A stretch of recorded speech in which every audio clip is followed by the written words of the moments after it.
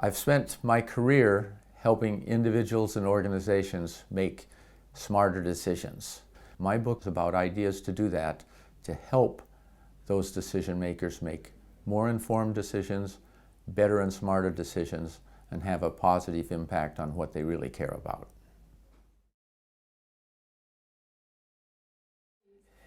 Defining your values, indicating what you hope to achieve by making a decision, is the most fundamental thing to do.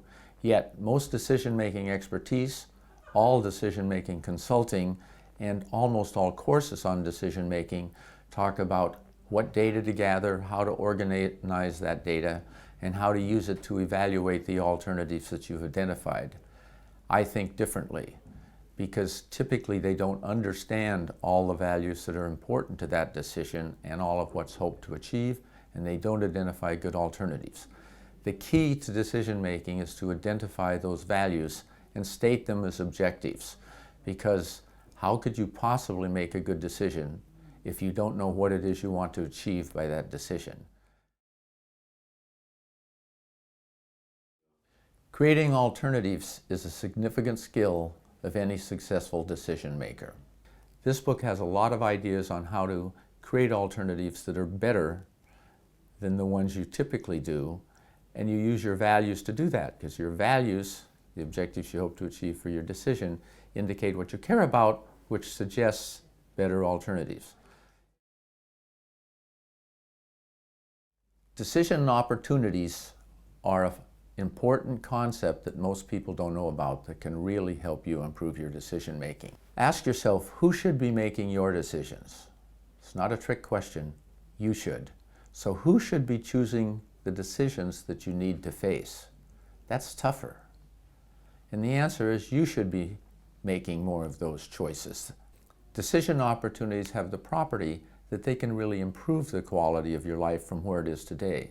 Solving decision problems has the property it tries to get you back to the quality of life you had before that decision occurred.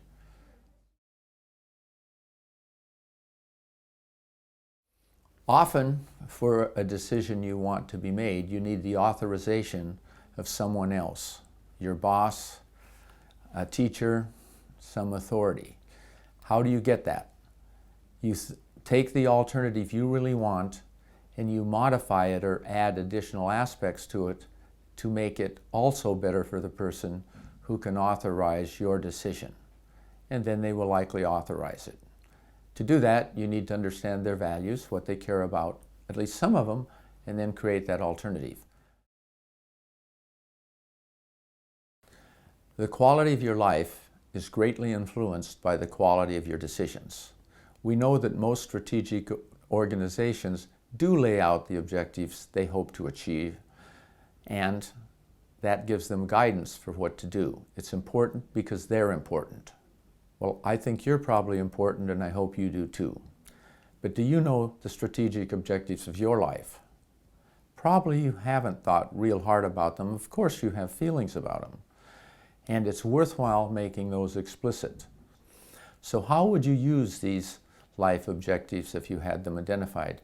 One is it sort of provides guidance for any of the decisions you make. Usually you don't need that guidance, and it operates like a navigation system that you have in your car. You don't use that for many of the decisions you make because they're somewhat familiar when you're driving around, but you probably follow the rules close to what you would do if you did use the navigation system. Your life objectives are the same. For most decisions, you don't need to explicitly refer to them. But when you get a very important decision that's worth a lot of thought, then they do provide specific guidance to help you on that crucial decision. And those are the ones that have the greatest impact on the quality of your life.